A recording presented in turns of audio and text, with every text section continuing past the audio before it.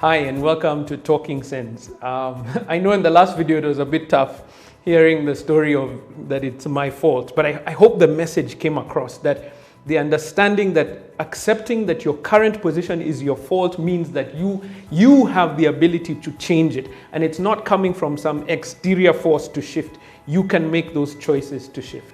So that was lesson number 1. Remember, we're celebrating 10 years here at Centonomy, and so I'm going to be sharing 10 lessons that have changed my life, having been a student of Centonomy and also now training here. So lesson number 2 is that if you care about your money, then show it. Now, this one sounds a bit odd, but one of the terms that's used a lot, in our economy, you'll hear it even in the newspaper, on TV, in the news, is this thing called disposable income. Now, let me tell you this. If you have any disposable income, I am willing to accept it. Just send it to me. I will dispose of it for you. I hope you understand what I'm talking about. There is no such thing as disposable income. If you have some cash, what you're trying to say is that there is an increase in the gap between your income and your expenses. And that gap, you should be investing. Or at least you should be knowing where it's going. Now, that's the thing. Many times when people come into our class, they're like, don't come and tell us the basics of investments. Just tell me which is the best investment to make. Where will I make the highest return and get with the lowest risk? And I tell them, if you can find that investment, please tell me. We've not found it. There's no such thing. We're looking in the wrong spaces. The thing is, what we have found over studying those who have created wealth over time is that they value every cent.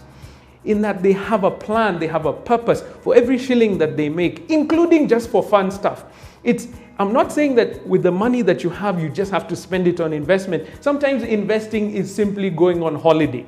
But it's a good investment because then you're resting, you're relaxing, you come back energized and ready to grow. Here's the thing. If you care about your money, then show it. One of the core lessons of wealth creation is knowing where your money is going. And so we talk about tracking your expenditure. Why? Because then you're making it purposeful. We're not saying don't spend on this or don't spend on that. Just know that you're actually spending on it. Everyone who comes into the class always leaves after that session on tracking off, and we expect people usually to do it for about a month.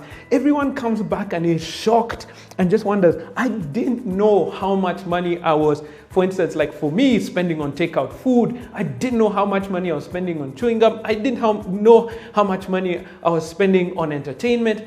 And when now you know how much, then you make a decision as to how much you want to spend.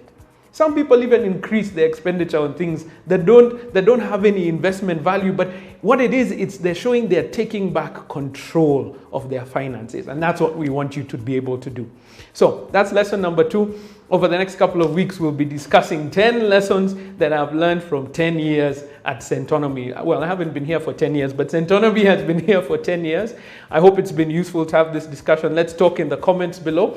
And if you're in the Nairobi area, 17th of August, we'll be having our open day celebrating 10 years of Centonomy at the All Saints Cathedral. There'll be some goodies, so don't miss out on that day. See you there.